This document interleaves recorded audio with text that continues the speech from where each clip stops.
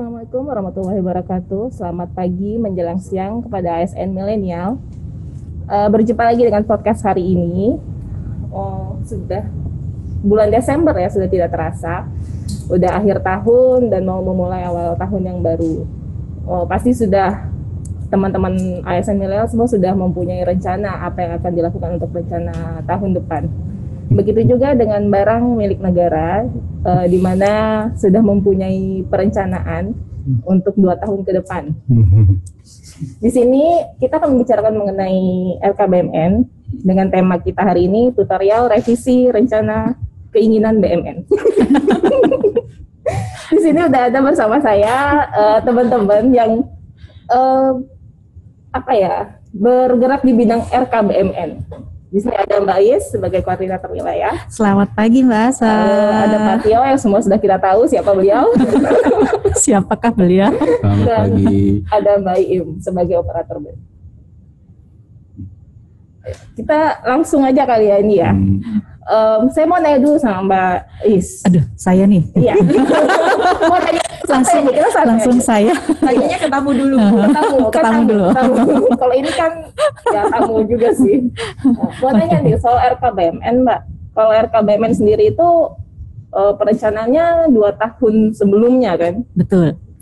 Itu biasanya kalau misalnya 2 tahun sebelumnya kita masih belum bisa nih. Betul. Ngancang-ngancang mau ngapain gitu kan, mau beli apa kira-kira. Terus itu gimana Mbak? Maksudnya ada kiatnya nggak? Gimana kita harus merencanakan BMN 2 tahun sebelumnya itu? Betul.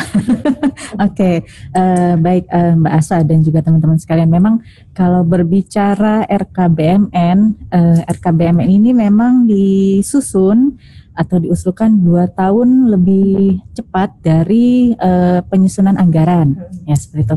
Memang kebanyakan teman-teman biasanya ketika disuruh menyusun RKBMN mengawang-awang, gitu kan. 2 tahun yang akan datang saya mau ngapain, nyusun apa belum terbayang, seperti itu kan. Kebanyakan iya betul.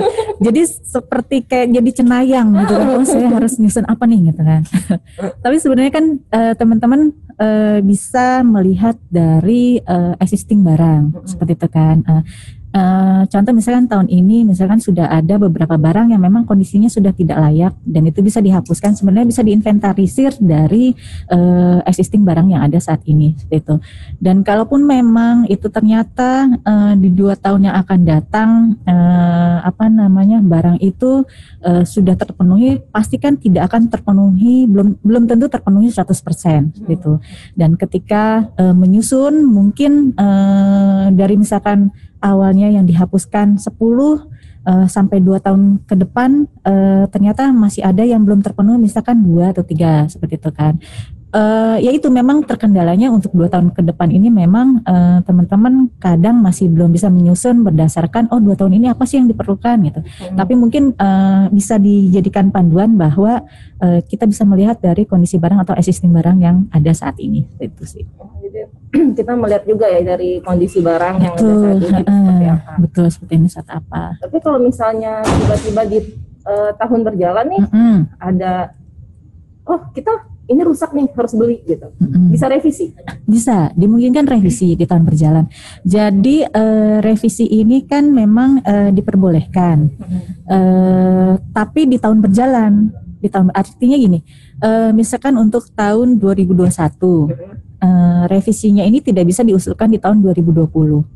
Revisi hanya bisa dilaksanakan di tahun berjalan, artinya hanya bisa dilaksanakan di tahun 2021. Nah, ketika teman-teman misalkan mau mengadakan pengadaan di awal-awal misalkan Maret atau April, nah berarti kan ini sudah bisa diusulkan di Januari. Karena di PMK-nya sendiri memang berbunyi bahwa revisi itu adalah 1 bulan sebelum revisi anggaran. Revisi RKBMN diusulkan 1 bulan sebelum revisi anggaran. Artinya ini yang harus teman-teman pahami terlebih dahulu bahwa revisi RKBMN-nya dulu yang diusulkan, jangan revisi anggarannya gitu. Walaupun praktiknya kebanyakan revisi anggarannya dulu nih, RKBM-nya menyusul gitu kan. Tapi alangkah lebih baiknya ketika usulannya itu adalah RKBMN, karena itu sudah tertuang di PMK 150 bahwa harus diusulkan revisi RKBMN-nya 1 bulan sebelum revisi anggaran. Seperti itu. Tapi kalau misalnya kan 1 bulan sebelum revisi anggaran, Betul. revisi anggaran kan kadang suka Dadak. besok jadi ya gitu kan, besok selesai ya Nah, gitu. nah ini makanya perlu apa ya namanya? Perlu komunikasi antara teman-teman di perencanaan BUMN dengan teman-teman di keuangan. Itu paling nggak kan bisa saling koordinasi di keuangan dan di perencanaan bahwa oh nih kita misalkan bulan April mau ngadain revisi, teman-teman bagian perencanaan BUMN ada yang mau diusulkan nggak atau apa seperti itu. Seperti itu.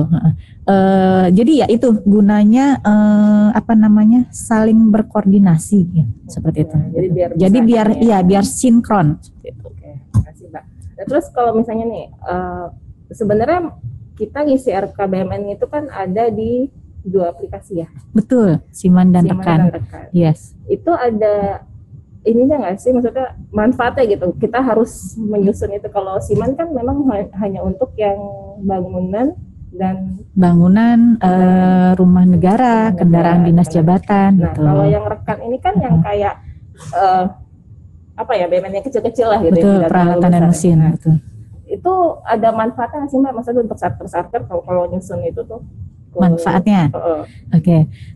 Gini, kalau yang untuk di Siman memang ini kalau hanya sebatas untuk yang pembangunan gedung, rumah negara ataupun kendaraan dinas jabatan gitu. Nah, kalau yang di Rekan ini memang yang sifatnya peralatan dan mesin seperti PC, laptop dan lain sebagainya.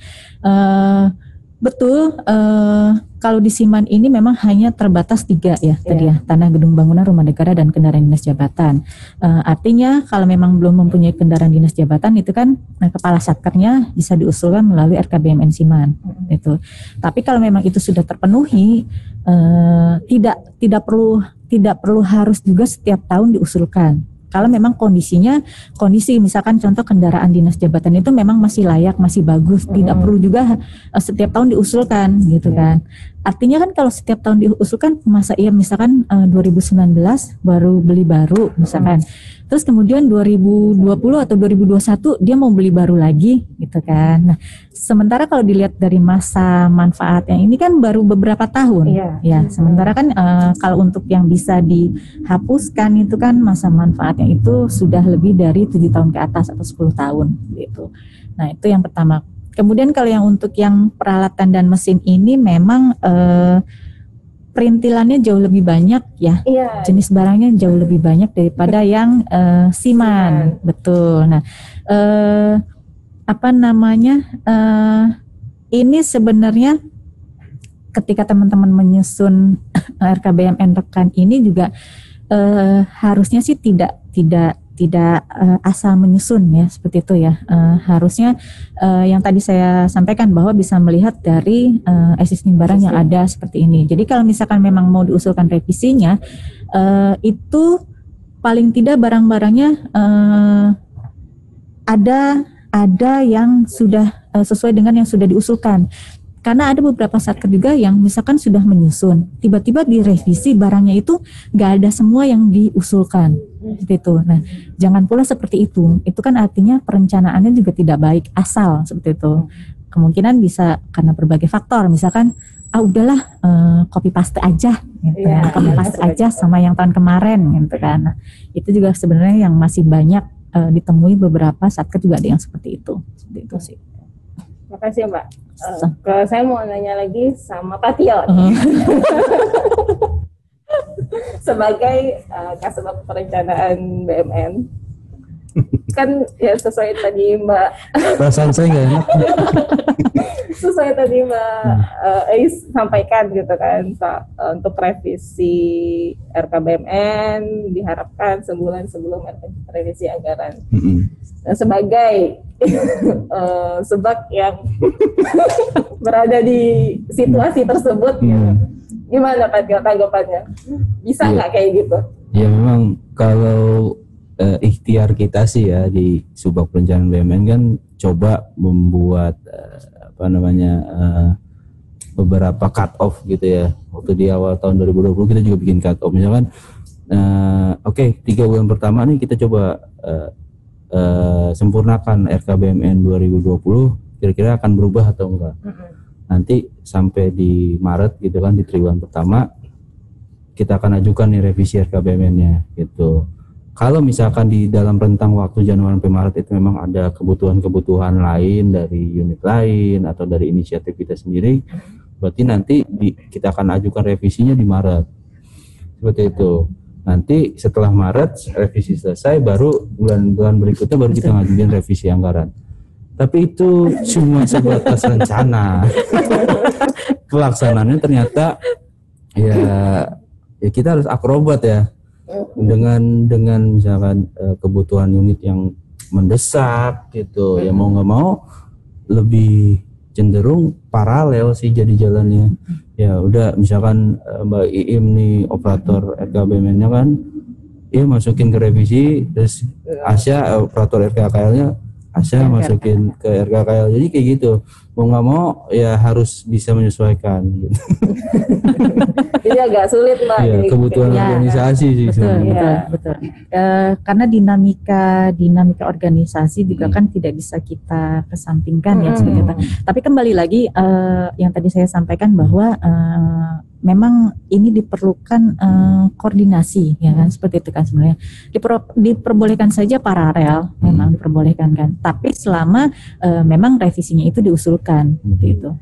Karena kita juga kan kadang-kadang terinfonya ya tadi yang Mas Dio sampaikan, ini mau revisi anggaran gitu kan, seperti itu kan. Itu juga kita tidak bisa menyalahkan teman-teman di keuangan kan, seperti itu kan, gitu. Jadi memang bagaimana kita mensiasati aja agar kita tetap saling dinamis berkoordinasi seperti itu. Terus kalau misalnya Mbak Im sendiri nih sebagai operator, kesulitan nggak tuh kalau misalnya tiba-tiba nih dari P2 atau dari keuangan, minggu besok revisi ya harus sudah selesai gitu, revisi anggaran gitu kan. Terus RKBMN-nya harus berjalan, susah nggak sih? Maksudnya kita kan harus tanda tangan ya, tahu lah ya birokrasinya itu. Nah, itu kesulitan nggak di situ? Kesulitannya sih biasanya kebutuhan barang yang mau dimasukin anggaran itu tuh nggak ada di SBSK. Kesulitannya itu. Jadi mau nggak mau, kalau tanya ke Pak Tio, Pak ini nggak ada di SBSK gimana? Ya udah masukin aja. Pokoknya semuanya dimasukin. Baru nanti koordinasi ke Bu Is. Bu, barang ini nggak ada di SBSK gitu. Jadi kesulitan situ ya. Tidak ada di SBSK. Tidak ada di SBSK. Selain itu juga yang dibilang Mbak Asya tadi, prosesnya minta tanda tangan sih ya. Mungkin dari kita masih dibaca ke Pak Tio. Nanti Pak Tio dari operator ke Kasub dulu. Kasub nanti di ya Im oke. Kalau oke. Nanti kalau ada revisi ini bukan sekian Im, jumlahnya jangan segini kayak gitu. Terus setelah dari Pak Tio, kalau Pak Tio udah oke, lanjut ke Pak Kabak. Nanti Pak Kabaknya manggil Pak Tio atau manggil Im lagi. Nanya, ini mau beli segini? Iya benar segini. Iya Pak, SBSK benar segini. Kayak gitu. Jadi mungkin mereka juga awam dengan SBSK itu apa dan belum 100% memahami SBSK, sama si Im juga belum. Karena banyak banget. Banyak banget barangnya ya. Iya, Bu. 300, kurang lebih 300-an. Mengenai SBSK nih, Mbak Is bisa nggak menjelaskan SBSK itu sebenarnya apa dan kenapa itu jadi patokan RKBMN? Ya, ini pertanyaannya susah ya sebenarnya. Aduh. Soalnya banyak yang belum tahu SBSK. Iya, karena lebih familiar sebenarnya kita menyebutnya SBSK ya, SBSK. SBSK itu kan standar barang, standar kebutuhan, seperti itu kan. Nah, kenapa kita harus berpatokan pada SBSK? Karena di dalam PMK 150-nya itu kan sudah tercantum bahwa salah satu dalam penyusunan RKBMN itu adanya Renstra, standar barang dan standar kebutuhan. Nah, jadi Kementerian Hukum dan HAM sendiri ini memang sudah mempunyai Kepmen SBSK tersendiri terkait dengan peralatan dan mesin yang memang belum diatur di PMK 150 ya seperti itu. Nah, ini SBSK ini kita susun untuk mengakomodir barang-barang yang ada di Kementerian Hukum dan HAM seperti itu. Khusus ya? Ya, khusus, betul. Standar barang, standar kebutuhan. Memang di situ sudah ada standar barang, artinya nama barangnya itu apa sih? Nah, standarnya misalkan PC itu misalkan yang digunakan untuk bekerja atau apa. Nah, standar kebutuhannya berapa? Standar kebutuhan itu berarti adalah apakah satu 1 unit per pegawai apa seperti itu. Jadi berbicara seperti itu. Jadi ada ininya ya. Sudah ada pakemnya gitu betul di situ. Terus seperti yang tadi kata Mbak Im itu, kalau misalnya barang tersebut belum tercantum di SBSK, itu harus gimana ya? Bim salabim prak jadi apa gitu.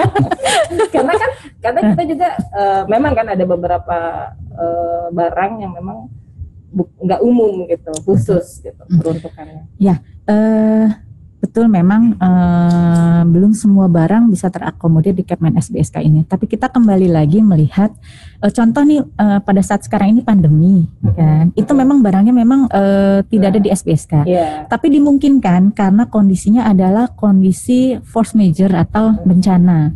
Jadi memang kalau untuk kondisi-kondisi tertentu force majeure atau force majeure itu kan bencana kan, artinya itu barang dimungkinkan untuk diadakan gitu seperti itu. Tapi dengan kita juga harus perlu ketika ini diusulkan barangnya untuk direvisi, kita juga perlu kejelasan atau penjelasan barang itu digunakan untuk apa sih, urgensinya seperti itu.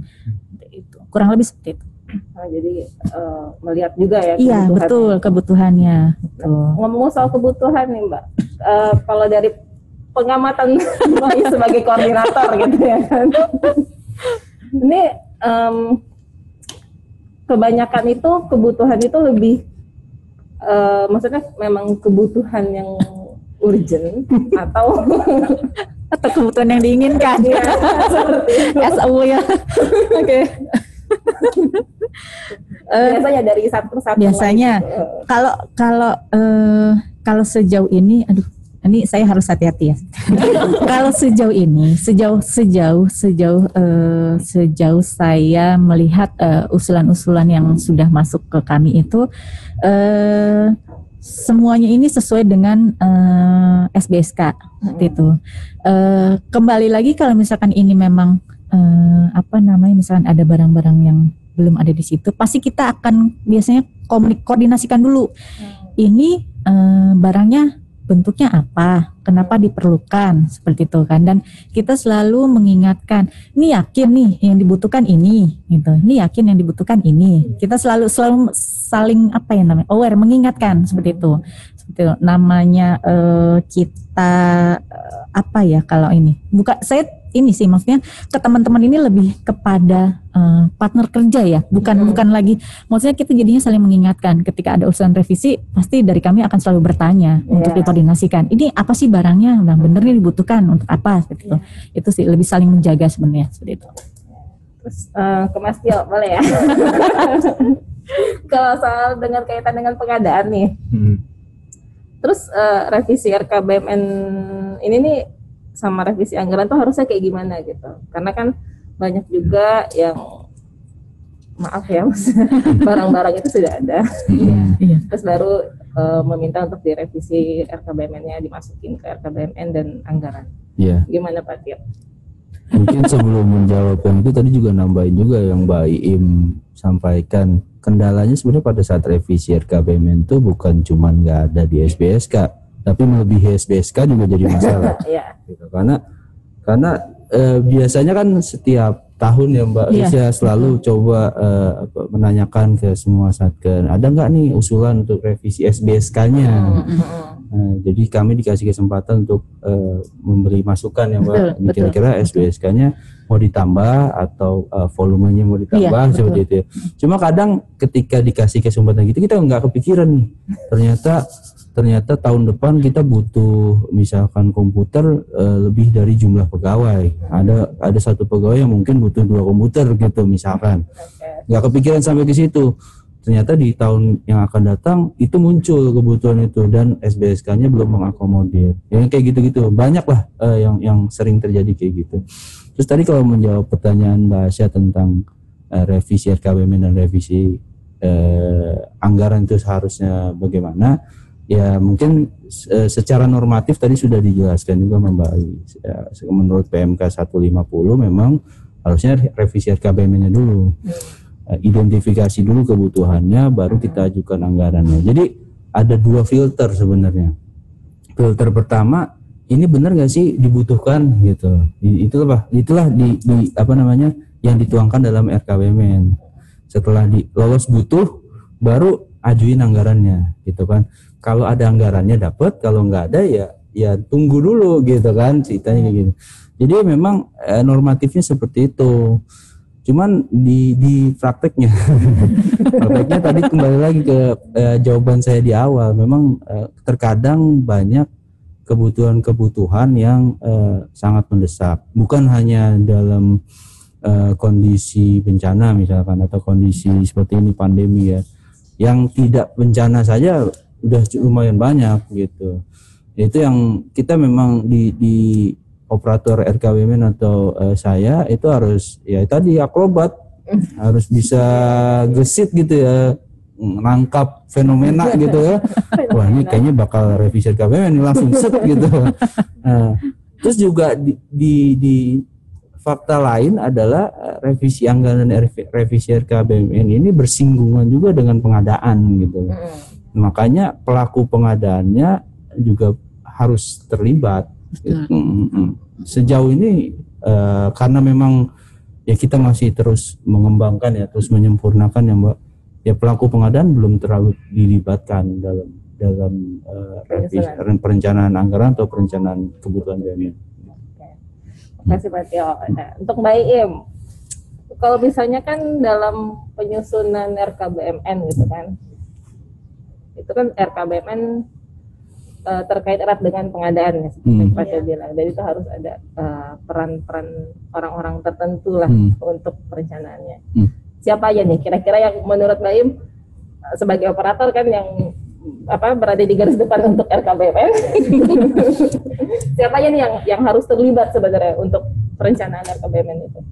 Sebenarnya yang terlibat yang pasti PPK sih. PPK. Ya, karena kan yang tahu pengadaan barang itu nanti bakal PPK. Kemudian user yang butuh barang itu sendiri. Terus mau bilang siapa dia? Joyce ini Kabag BUMN ya, Kabag BUMN itu perlu karena nanti kan barang yang dibeli otomatis kan jadi tanggung jawabnya Kabag BUMN juga. Ya, mungkin itu bisa masuk ke user. Iya, iya. Terus penanggung jawabnya sendiri, akses harus tahu juga. Jadi barang yang akan dibeli yang diajuin itu berapa jumlahnya, SBSK-nya berapa, itu kan beliau-beliau juga harus tahu. Iya.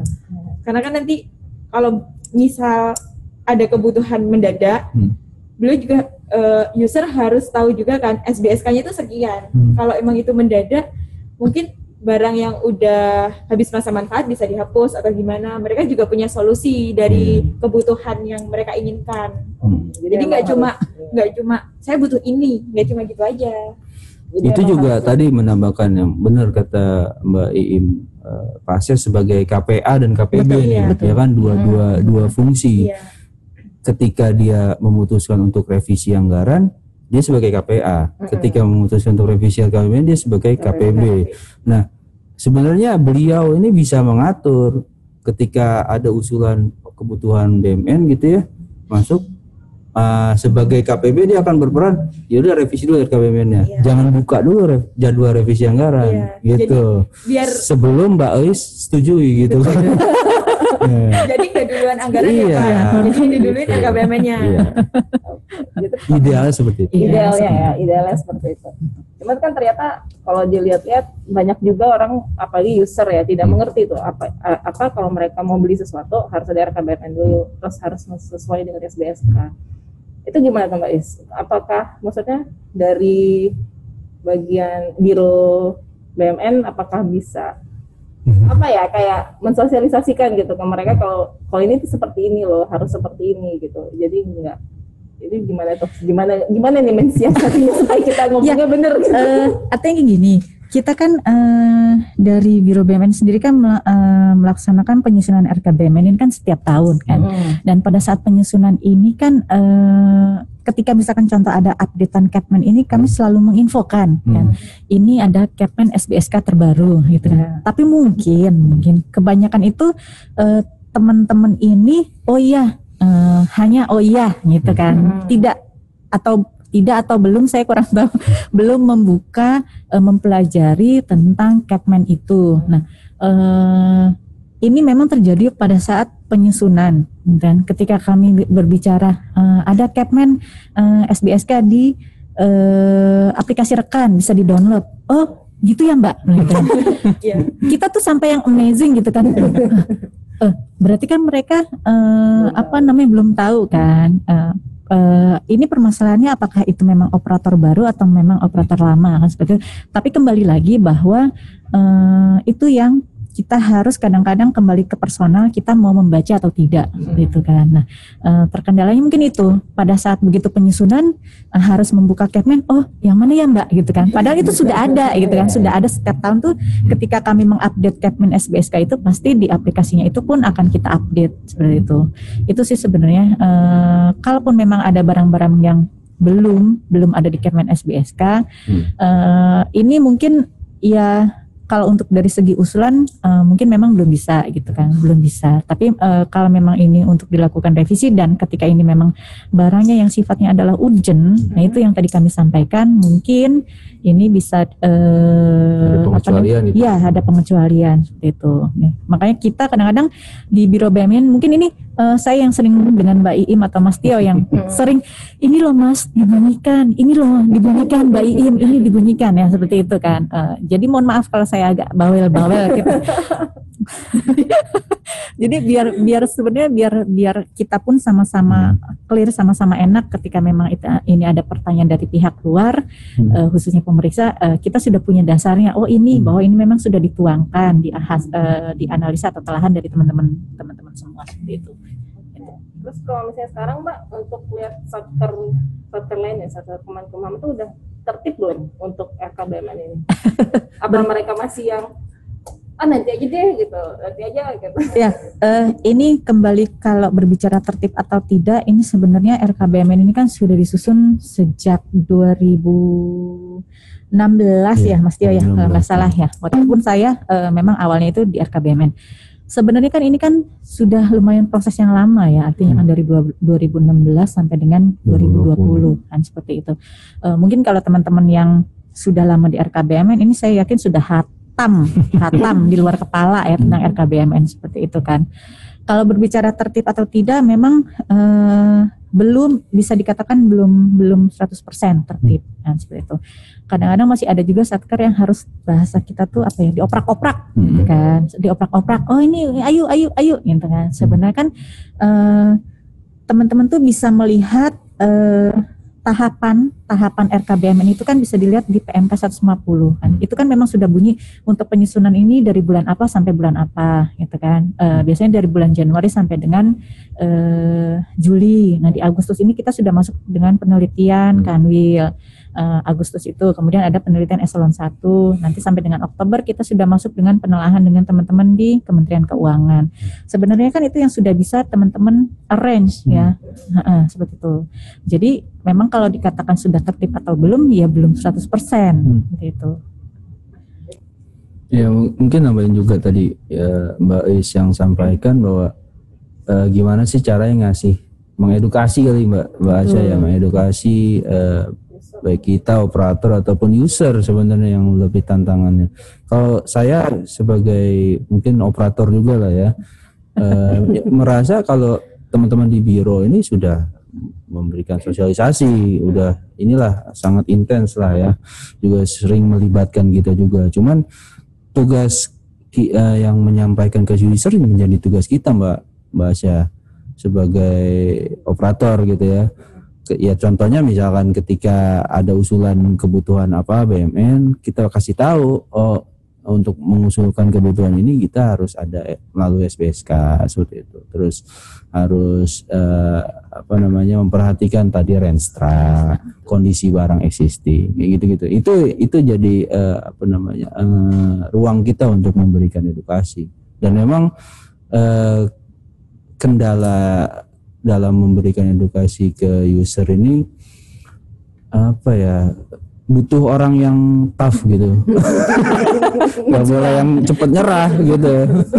Dan berulang-ulang karena bisa jadi usernya kan kita kan dinamis ya Mbak organisasi. Betul. Nanti orang yang di sini pindah kemana gitu. Iya.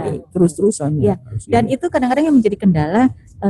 Mohon maaf, kadang-kadang operator yang namanya ini tidak menurunkan ilmu ke teman-teman yang baru ini, seperti itu kan. Jadi kalau ditanya, iya Bu, saya operator baru, nggak ditinggalin sama yang lama. Oh, ya. Jadi kami tidak mengeluhkan hal itu, tapi kalau bisa teman-teman yang lama ini ketika memang mereka akan berpindah, tolong ilmunya diturunkan, tidak juga serta-merta dilepas. Maksudnya, udah. Saya nggak megang BMN lagi, silahkan gitu kan. Tidak juga tidak serta merta juga harusnya seperti itu gitu kan. Jadi memang masih butuh guidance mungkin dari teman-teman yang memang sudah paham tentang RKBMN gitu. Kalau terjadi sama Asya, Mbak Asya sama Iim ya. Asya ini nggak ada siapa pendahulunya siapa gitu. Jadi pendahulunya ada, cuman ilmunya nggak ada. Jadi ya yang mau diturunin apa? Nggak. Jadi emang kasihan sih. Yang diturunin SBSK Bu. Dan itu laten jadinya, menurun ke IIM. Jadinya estafet ya. Iya, estafetnya seperti itu. Mbak Isi, bisa nggak sih kalau revisi RKBMN itu kita jadiin satu gitu sama revisi anggaran? Revisi RKBMN ini Karena ya itu sekali lagi gitu kan, karena revisi yang dinamis itu. Iya. Ini dengan berat hati saya katakan belum bisa. Karena itu sudah tertuang di PMK 150-nya gitu kan. Artinya kita sudah punya aturan yang mengikat bahwa revisi RKBMN ini harus 1 bulan diusulkan sebelum revisi anggaran seperti itu. Jadi ya mohon maaf. Nggak bisa dibarengin ya? Iya, belum bisa dibarengin untuk saat ini gitu ya. Ya mungkin ini juga Mbak Is, tergantung dari sudut pandangnya kita ya sebagai perencana BMN atau sebagai PPK nih yang menyusun anggaran dan merencanakan pengadaan. Kalau melihatnya terkotak-kotak, memang seolah-olah jadi revisi RKBMN dan revisi anggaran terpisah. Padahal sebenarnya itu satu kesatuan gitu. Revisi anggaran nggak akan bisa berjalan kalau nggak ada data dukung revisi RKBMN. Gitu. Lagi nih Mbak. Mengenai revisi RKBMN ya. Itu tahapannya gimana sih Mbak kalau mengenai revisinya gitu? Bisa nggak kita step-stepnya itu harus kayak gimana? Misalnya hari ini, misalnya tahun besok ya, tahun 2021 kan misalnya mau ada revisi atau ada permintaan baru lah. Kita harus revisi RKBMN juga berarti kan. Itu gimana nih tahapannya? Saya harus gimana? Harus dari satker terbawah ya maksudnya. Dari permohonan itu. Ya, sebenarnya kalau untuk revisi RKBMN ini kan sama dengan penyusunan RKBMN tahapannya ya, tahapannya. Artinya ini memang diusulkan dari satker, kemudian ke kantor wilayah, dari kantor wilayah kemudian ke eselon 1, dari eselon 1 baru ke kami, ke Biro Pengelolaan BMN. Nah, ini maksudnya gini, itu kan memang sudah berjenjang dan bertahap. Tapi bukan juga serta-merta ya udah diteruskan saja gitu kan, tanpa ada analisis ataupun penelitian dari teman-teman Kanwil ataupun eselon 1-nya gitu. Jadi gunanya teman-teman Korwil dan eselon 1 ini adalah sama-sama saling memfilter, saling meneliti gitu, seperti itu. Jadi tidak serta-merta apa yang diusulkan satker dilolos-loloskan saja seperti itu. Iya. Kebanyakan gitu Bu. Iya. Nah, dari satker ya ke Kanwil ya? Ya, betul. Enggak, ini kebanyakan maksudnya usulannya kebanyakan atau enggak. Apa ya? Prakteknya itu di lapangan tuh usulan dari satker ke Kanwil itu banyak yang dilolosin dari Kanwil. Kanwilnya nggak ngecek di SBSK-nya itu cukup atau enggak. Terus usulannya itu emang ada di SBSK atau enggak, dan itu emang benar-benar dibutuhkan enggak, disesuaikan dengan jumlah pegawainya atau enggak. Itu langsung lolos gitu aja. Ini sepertinya curahan yang baik ya. Karena yang akan jungkir baliknya teman-teman di eselon 1 yang untuk meneliti, betul ya? Ya, dan nanti kalau misal di eselon 1 itu meneliti ya Bu, kan ada misal nggak sesuai nih jumlah pegawainya berapa, yang diajuin berapa, kan harus ada revisi. Kan kita balikin lagi Bu. Iya, betul. Kita balikin lagi, mereka ngeluh. Kok dibalikin sih? Tadi aja di Kanwil di ACC gitu. Terus gimana Bu? Standarnya beda. Standarnya beda. Nah ini ya itu makanya yang tadi saya sampaikan bahwa ini juga harus ada filter dari teman-teman baik dari Kanwil Eselon 1 sebelum akhirnya ke kami. Mungkin nanti pun di kami pun kadang-kadang masih ada yang banyak pertanyaan gitu kan ya. Pasti kami pun loh ini kok disetujuin sih sama Eselon 1 gitu kan misalkan seperti itu. Nah ini pasti kan Eselon 1 juga nanti akan balik bertanya ke Kanwil kan misalkan seperti itu atau ke Satkernya, oh iya ya ini kenapa disetujuin ya seperti itu kan. Karena banyak juga ketika kami meneliti ternyata loh ini kok disetujuin sih sama Eselon 1 gitu kan. Kalau misalkan kami tidak tidak bisa berkoordinasi, akhirnya mungkin kami di situ akan menuangkan di keterangan atau di catatan seperti itu. Tapi selama ini sih kami usahakan untuk berkoordinasi terlebih dahulu gitu. Kenapa misalkan ini lolos di Eselon 1-nya padahal ini misalkan sudah melebihi SBSK atau apa seperti itu sih. Bu, izin tanya untuk yang Jadi dia yang nanya.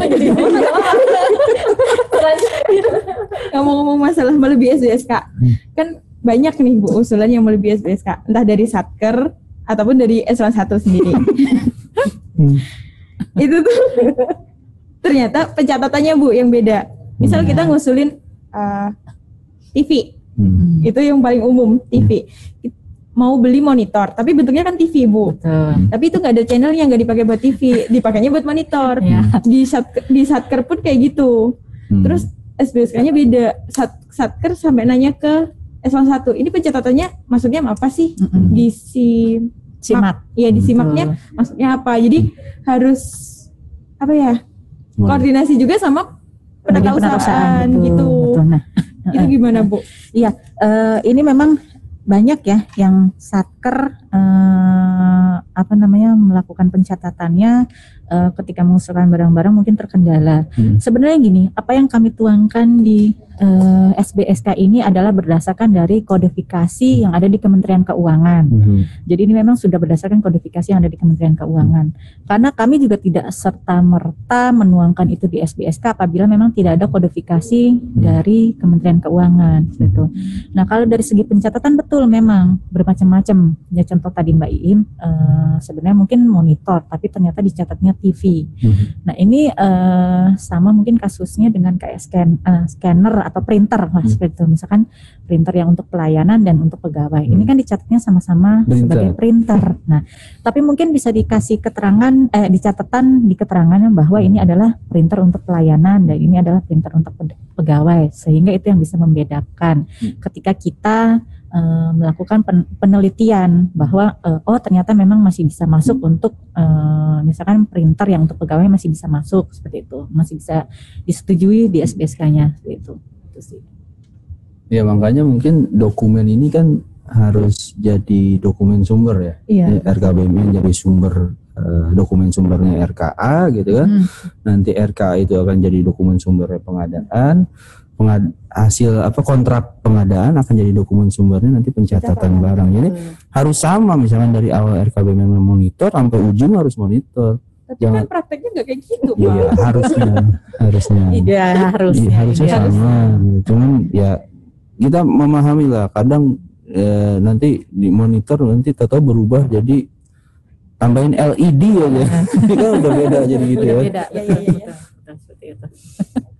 Jadi kalau misalnya untuk revisi RKBMN sendiri kita tidak sebenarnya operator Satker itu perlu memasukkan revisi itu bisa revisi langsung di aplikasi atau melalui koordinator. Kalau untuk sejauh ini kalau yang untuk Siman memang belum ada di aplikasi untuk revisi. Tapi untuk yang rekan sedang kami kembangkan untuk revisi online. Artinya seperti itu. Nah, manakala untuk revisi ini nanti sudah online, artinya kan itu sudah aplikasi yang akan menghitung, gitu kan? Aplikasi yang akan menghitung kan. Jadi mohon maaf kalau di situ ada.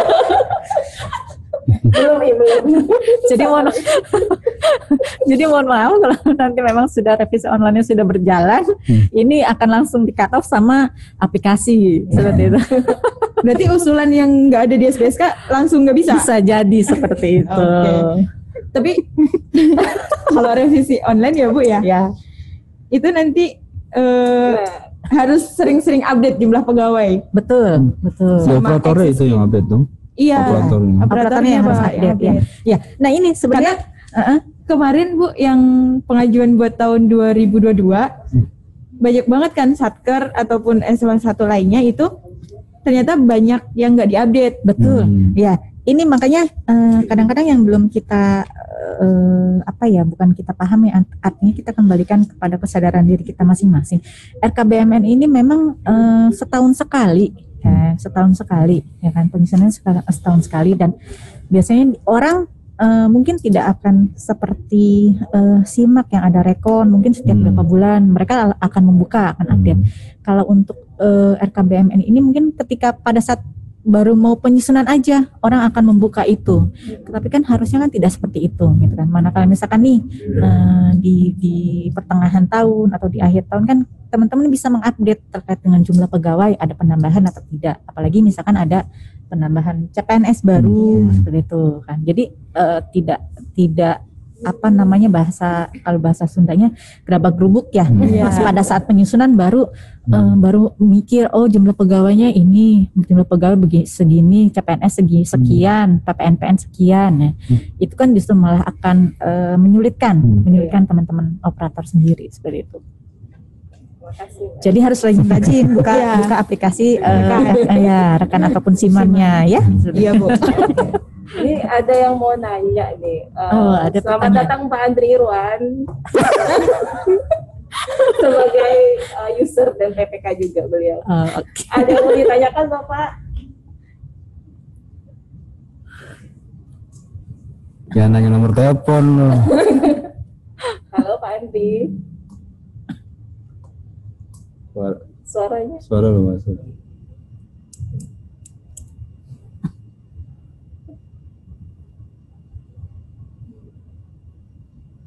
Halo Pak Andri. Masih di mute Kak? Ya. Halo Pak. Ya. So imut banget. Iya. Ini sepertinya yang menjawab akan Mas Tio dan Mbak Ima. Sudah diwakilkan. Tergantung pertanyaannya apa dulu.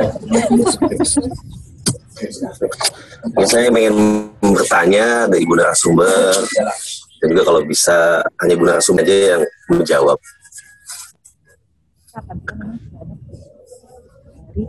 Kedengeran nggak sih? Ya. Dengar Pak. Oh, kedengeran. Bertanya apa Pak? Ya, mohon izin, perkenalkan Ibu narasumber, saya dengan Andri. Kebetulan saya baru di BMN terkait dengan SBSK maupun revisi RKBMN dan apapun itu. Ya, selama ini memang yang banyak permintaan mungkin di umum ya Pak ya. Dan alhamdulillah teman-teman yang di perencanaan mengakomodir terkait apa yang keinginan dari umum. Sebenarnya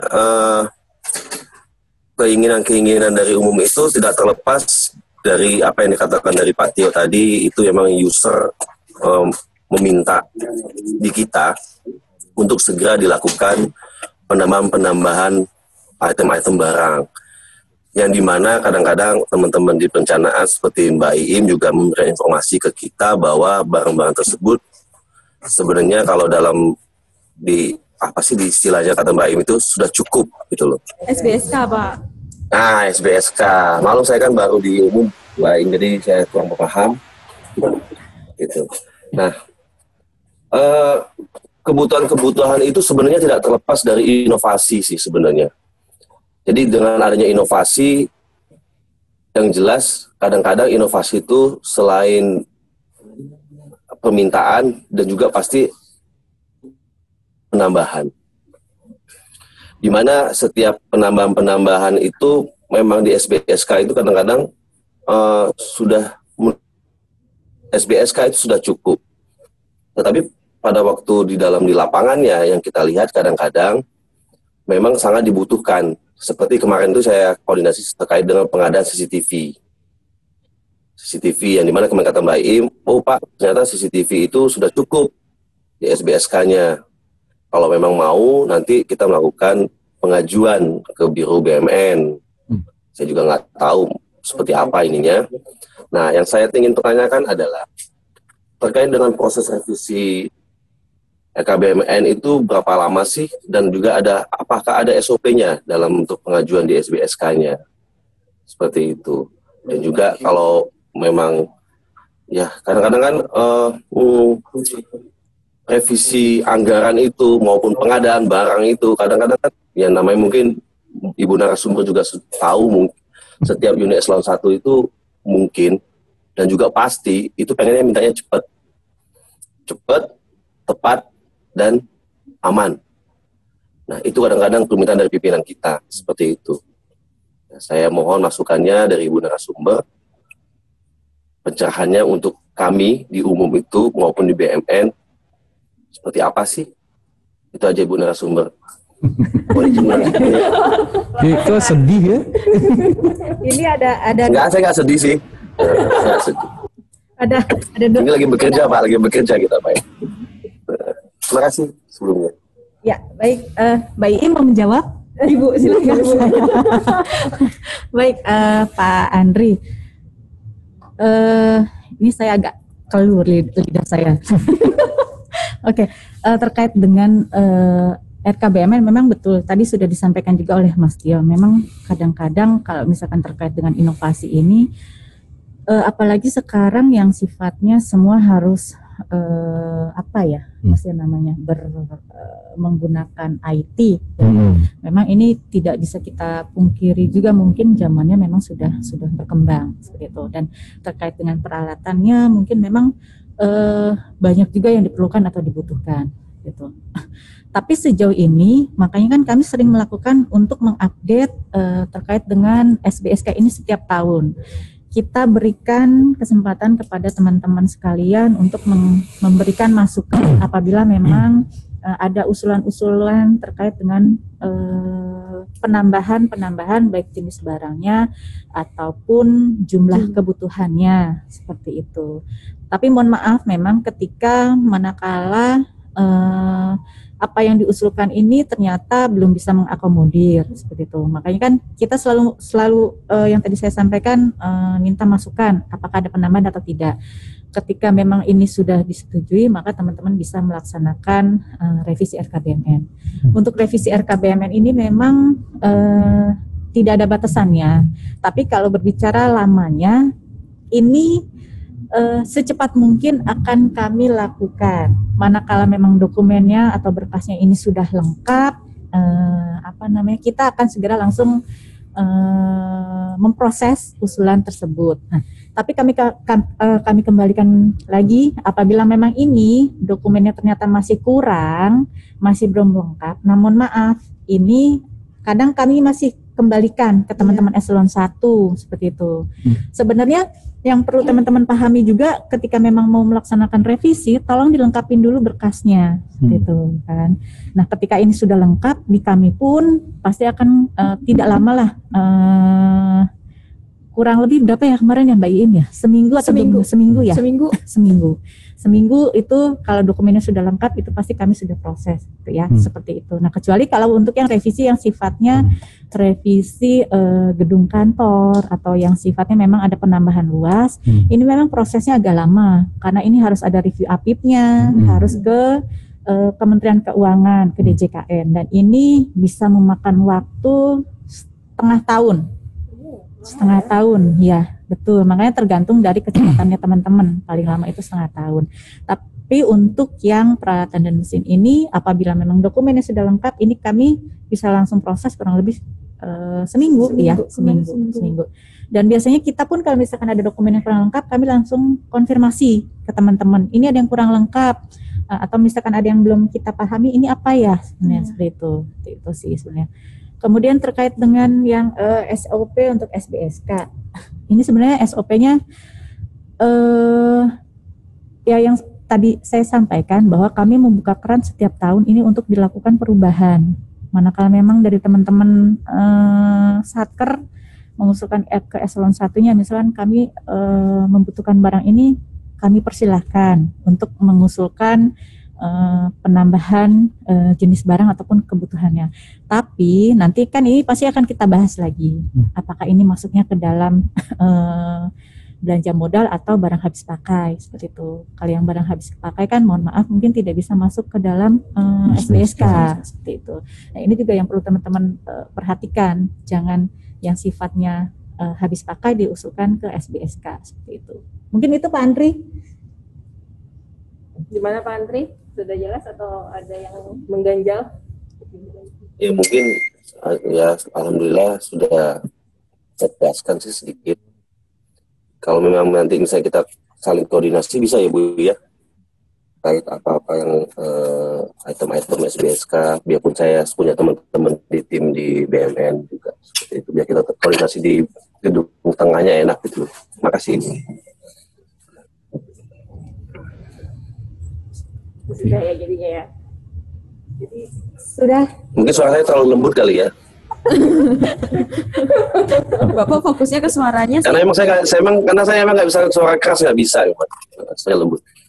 Itu aja Pak Tio kali. Aduh, terima kasih ya Pak Andri. tepok jidat. Tidak.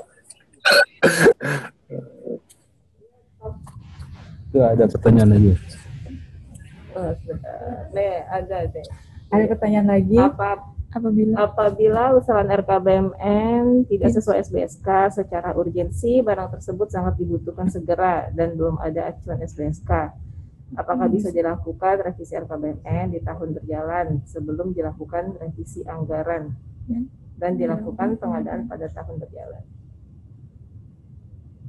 Gimana Mbak? Baik nih ya. Baik, Saya lagi ya. revisi RKBMN. Revisi RKBMN. Ini kan tadi yang kita tadi sampaikan bahwa memang apabila memang ada barang-barang yang belum tercantum di SBSK, dimungkinkan saja untuk kami setujui, tapi kita melihat urgensinya dulu apa. Gitu. Nah contohnya kayak pandemi ini kan banyak sekali barang-barang yang memang tidak ada di SBSK dan itu kan memang harus kita penuhi seperti itu. Jadi kita pun tidak apa yang namanya ya, nggak saklek-saklek banget lah bahasanya kan, karena memang diperbolehkan untuk dilakukan revisi seperti itu. Dan di PMK 150 pun kalau nggak salah ada ya Mbak. Jadi kalau barang yang tidak ada di SBSK itu bisa dilakukan, tetap diusulkan tapi melalui analisis kebutuhan. Gitu. Nah itu makanya kan tadi saya sampaikan bahwa kalau bisa dituangkan dalam analisis itu urgensinya tuh apa sih sebenarnya? Semacam kakaknya lah gitu. Jadi kakak tuh dari awal. Iya. Kakak tuh bukan mau tender dibikin. Itu tadi salah satu pertanyaan dari Mbak Lina ya. Ini ada juga dari Mbak Lina lagi tuh. Apakah aplikasi rekan terhubung dengan aplikasi RKBMN Siman, di mana Satker bisa menggunakan untuk usulan menggunakan data SIMAK atau rekan yang Master aset itu. Oh iya. Oke. Sejauh ini aplikasi rekan belum terhubung dengan aplikasi Siman karena ini adalah dua aplikasi yang berbeda. Siman itu adalah keluarannya atau produknya dari Kementerian Keuangan, rekan itu adalah produknya atau keluarannya dari Biro Pengelolaan BUMN. Jadi ini adalah aplikasi yang berbeda seperti itu. Tadi apa lagi pertanyaannya?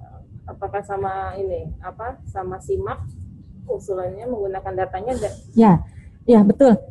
Kalau untuk rekan sendiri memang kita mengambil datanya itu dari data SIMAK. Memang kami akui bahwa data rekan yang ada saat ini belum sepenuhnya sinkron, belum sepenuhnya sinkron seperti itu dengan data SIMAK. Dan kami mencoba untuk memperbaiki itu. Kemarin kami sudah berkoordinasi dengan teman-teman di Direktorat Jenderal Perbendaharaan yang memang pengampu aplikasi SIMAK.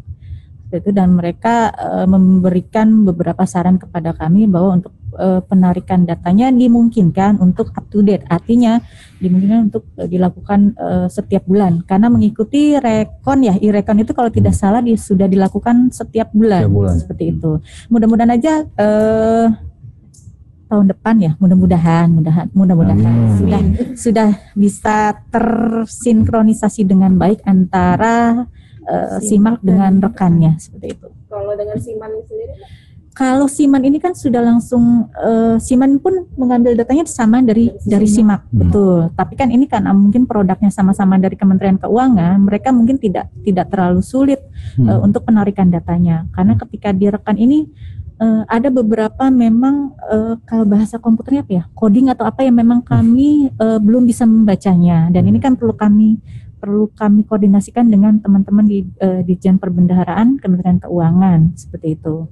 Karena mereka yang lebih paham seperti itu, yang punya pengampunya mereka seperti itu. Itu sih. Terima kasih Mbak Is. Iya. Mbak Lina gimana pertanyaannya? Sudah terjawabkah? Atau ada pertanyaan lagi dari peserta lain?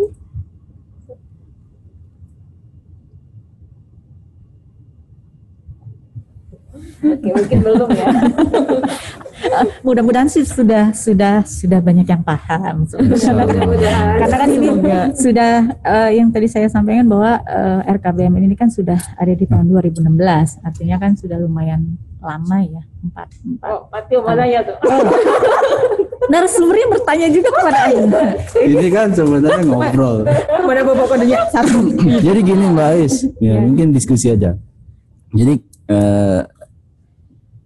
Kemham ini kan banyak satker ya Mbak ya, dan masing-masing satker ini dengan kemampuan anggaran yang beda-beda. Banyak sekali teman-teman kita mungkin di satker daerah ataupun di satker pusat juga yang kadang dia butuh nih BMN, RKBMN ini udah ada tapi anggarannya nggak punya. Ditransfer lah, Patio, ditransfer artinya kan kadang mereka mengajukan permohonan bantuan BMN ke misalkan ke AHU gitu. Kalau yang ngerti mungkin dilampirin tuh RKBMN-nya gitu kan. Tapi kan sebenarnya banyak yang nggak ngerti, Pak. Banyak yang belum mengerti. Dia banyak yang tidak melampirkan KBMN. Misalkan contoh dari Yang kemarin Kanwil ya? Iya, BHP Kanwil yang minta BHP. Ada teman-teman Kanwil enggak ya? Ini permintaan dari Kanwil ke Eselon 1 ya? Ke kita ya, Bim? Atau Kanwil ke BHP. Kanwil ke BHP. Nah, apakah rekan-rekan Kanwil ini mengajukannya membuat RKBM-nya harus ke Eselon 1 dulu? Berarti kan kalau Kanwil di bawah Sekjen. Baru nanti setelah dapat RKBMN-nya baru mengajukan permohonan bantuannya ke AHU atau seperti apa. Nah ini yang belum banyak diketahui Mbak sama teman-teman. Karena mereka berpikirnya masih RKBMN dan anggaran jalan sendiri-sendiri. Iya, dan mereka beranggapannya kalau saya misal Bu dari Kanwil minta ke Satker ya, gitu tuh anggapannya Kanwil itu masuk ke RKBMN-nya Satker. Bukan RKBMN-nya Kanwil. Iya, kayak ke RKBM, ya mintanya ke AHU. Berarti masuknya ke RKBMN AHU gitu. Enggak, harusnya gini. Misalkan Kanwil yang mengusulkan permintaan anggaran ke AHU. Nah, berarti teman-teman Kanwil yang sudah harus mempunyai dokumen RKBMN-nya. Berarti yang mengusulkan Kanwil kan? Betul, yang mengusulkan Kanwil. Sama pun demikian dengan teman-teman Satker. Pada saat mereka misalkan mengajukan permohonan bantuan ke Eselon 1-nya ini harus melampirkan RKBMN usulan dari Satker tersebut. Seperti itu, bukan dari Eselon 1-nya ya, seperti itu. Itu mungkin seperti itu, karena kemarin pun yang mohon maaf menyebutkan merek ya jadinya ya. Iya Bu, keceplosan tadi menyebutkan merek ya jadinya ya. Iya, kemarin pun kami sudah memproses yang terkait dengan usulannya teman-teman Kanwil DKI seperti itu, dan sudah itu bulan apa ya kalau nggak salah ya, bulan September ya, bulan September, dan BHP pun sudah ya Mbak Iim ya, sudah sudah saya rasa itu jadi kembali lagi, bukan berarti misalkan minta anggaran minta ke Eselon 1 yang mengakomodir RKBMN, tidak seperti itu. Artinya dari manapun anggarannya tetap teman-teman Satker yang harus mempunyai dokumen RKBMN-nya. Itu karena nanti dari Eselon 1-nya itu yang akan menyetujui apakah ada di RKBMN-nya itu barang itu ada atau tidak gitu. Kurang lebih seperti itu. Cocok. Cakep. Setuju. Jadi walaupun misalnya dari Kanwil atau dari Satker pun mereka harus ada RKBMN dulu, baru bisa mengajukan ke kita yang Eselon 1 lain ini. Betul. Oke. Mungkin sudah kali ya. Udah jam berapa ya? Udah habis pertanyaannya. Sudah jam berapa? Apakah sudah habis? Sudah ada pertanyaan lagi sepertinya. Dan sudah mau menuju siang untuk makan siang. Sampai situ untuk terakhir deh, Mbak Is, ada nggak pesan nih buat kita nih sebagai operator atau sebagai satker sebenarnya LKBM itu harus seperti apa nih biar tertib gitu? Oke. Ini sharing mungkin ya. Sebenarnya kami ini ketika melaksanakan penyusunan RKBM ini banyak sekali curhatan dari teman-teman satker. Misalkan satker yang memang tidak mempunyai anggaran, gitu. Sementara mereka kalau kami lihat beberapa kami datangi ke beberapa satker ini memang sangat memprihatinkan, gitu. Kalau dari sisi kami berusaha semaksimal mungkin untuk mengakomodir apa yang menjadi usulan teman-teman sekalian, gitu. Tapi kami juga terbatas kepada bahwa kembali lagi ketersediaan anggaran, gitu. Nah, mungkin bagi teman-teman eselon 1 yang memang mungkin ada barang-barang yang berlebih, ini bisa mentransfer barang-barang tersebut ke satker yang memang ternyata tidak mempunyai alokasi anggaran, gitu. Dan kalau bisa karena selama ini yang banyak ditransfer barang-barangnya ini adalah maksudnya yang di kota-kota yang masih bisa terjangkau. Tapi cobalah teman-teman sesekali datang atau berkunjung ke teman-teman yang di pelosok. Itu kami kemarin itu baru ke perbatasan NTT Atambua sana. Mohon maaf, Lapas. Itu sangat memprihatinkan seperti itu. Jadi ya mungkin kami hanya bisa mendorong manakala memang ini tidak ada anggarannya, kami mendorong untuk mengusulkan ke eselon 1 yang memang mempunyai belanja modal berlebih. Kami dorong, kami coba bantu, dan alhamdulillah waktu itu ini bukan di NTT ya, waktu itu satker di daerah DKI. Waktu itu kami sudah alhamdulillah contoh kayak kursi mereka memang sudah tidak punya waktu itu satu meja ini mereka satu laptop dan bangkunya ini satunya duduk berdua, jadi gantian. Ya, itu waktu itu akhirnya kami bantu untuk memintakan barang tersebut ke eselon 1. Akhirnya alhamdulillah dapat, dan itu maksudnya kami melihatnya bahwa jangan patah semangat ketika teman-teman ini menyusun RKBMN kemudian belum bisa terpenuhi. Ada banyak berbagai jalan, maksudnya kan tidak harus minta melalui anggaran gitu kan, tapi bisa juga misalkan minta ke Ahu ya, boleh ya ke Ahu ya, misalkan ada barang-barang kami butuh ini selama ada RKBMN-nya, bisa nggak misalkan ditransfer seperti itu kan sebenarnya. Berarti kan info kayak gitu kita dapatnya dari biro kan, Bu? Enggak juga sebenarnya gini, teman-teman di AHU ataupun kami pun bisa melakukan monitoring gitu kan. Kalau kami kan juga kadang tidak bisa memonitoring terlalu ke banyak satker gitu kan. Kami hanya mengambil beberapa sampling. Ketika memang itu ternyata kami temukan, oh ini ternyata memang membutuhkan, kami coba untuk dorong ke eselon 1-nya sambil paralel, misalkan harus bersurat ya kami bersurat berparalel koordinasi seperti itu. Teman-teman di AHU pun sebenarnya bisa melakukan monitoring ya seperti itu. Tidak hanya kami dari Biro BMN itu sih seperti itu. Cuma memang mungkin yang lebih fleksibel adalah teman-teman di Biro BMN ketika memang harus ke monitoring ke satker seperti itu. Ini seperti itu Mbak In. Kami persilahkan sebenarnya kan. Jadi ini memberikan semangat kepada teman-teman yang memang tidak punya alokasi anggaran bahwa jangan patah semangat untuk menyusun RKBMN gitu kan. Karena sepertinya ketika awal tahun melakukan penyusunan udah yang hopeless gitu. Iya. Iya Bu, nggak ada anggarannya, gitu kan. Kami mencoba memahami seperti itu. Nggak ya, padahal kami pun kadang-kadang ya saya paham, gitu kan. Ya, ini yang coba kami bangun dengan teman-teman eselon 1 lainnya. Artinya seperti itu. Jadi ya tetap usulkan RKBMN-nya. Siapa tahu kita kan nggak tahu. Siapa tahu tiba-tiba nanti ada anggaran turun gitu kan. Nah, jangan sampai nggak ada RKBMN ya.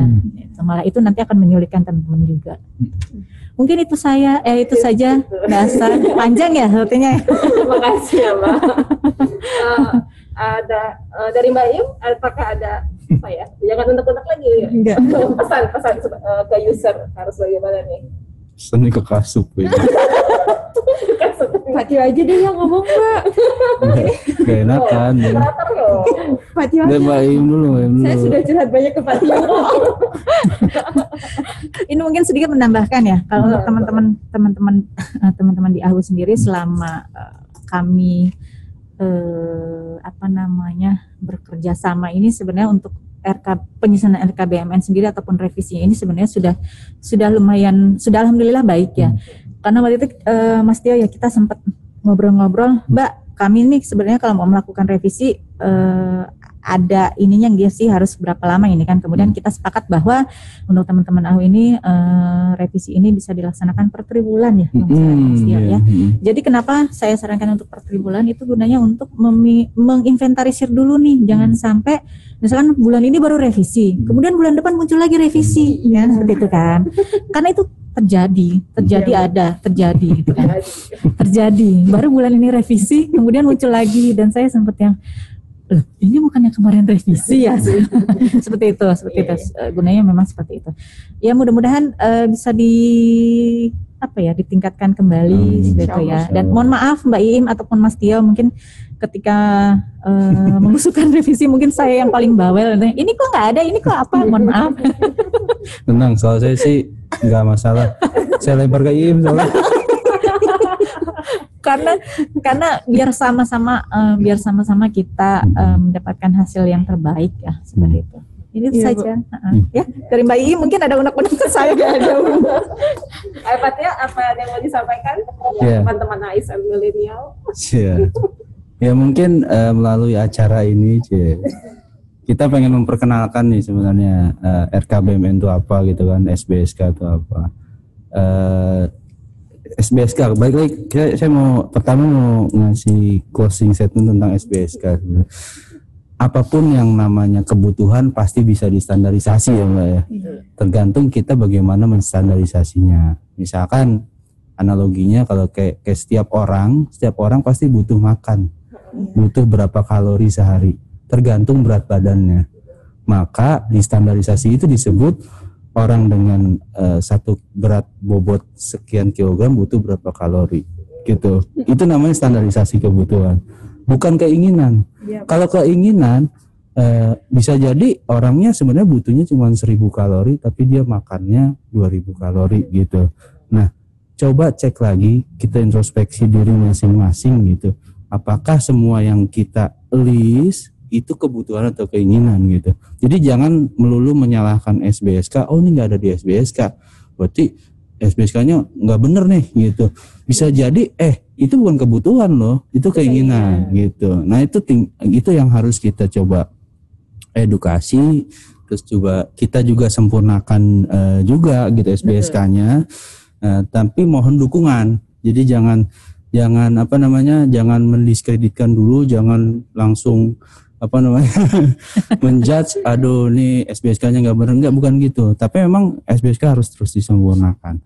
Itu terkait SBSK. Terus yang kedua terkait, saya agak lupa tadi, kebanyakan ngomong.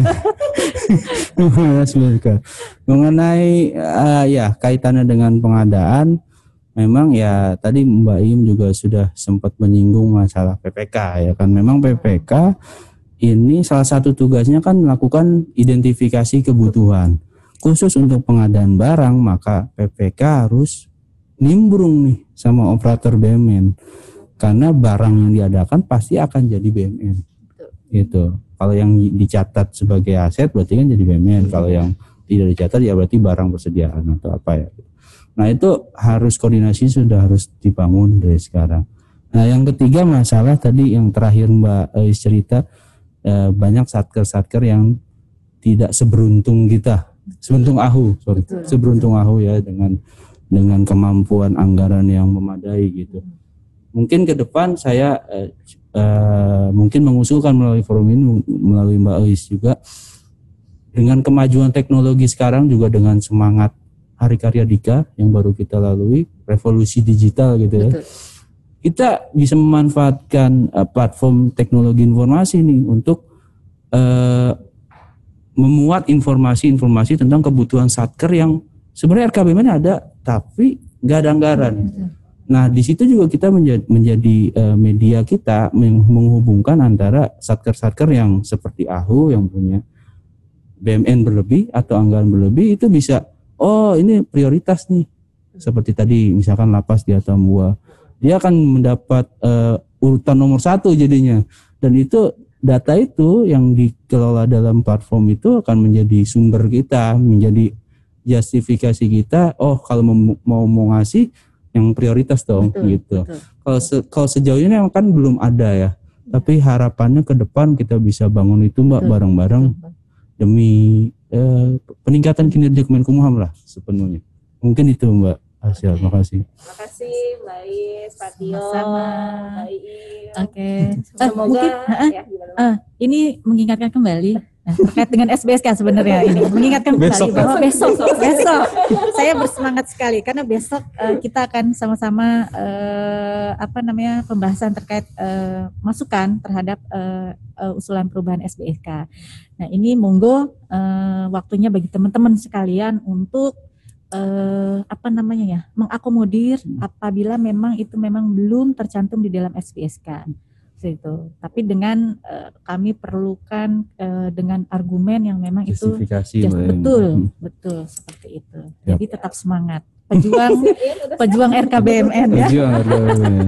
Itu aja Mbak Asa. Oke, Terima kasih. Mbak Is, Mbak Iim dan Mas Tio atas hadirannya dan informasinya. Sama-sama. Terima Semoga- kasih kembali.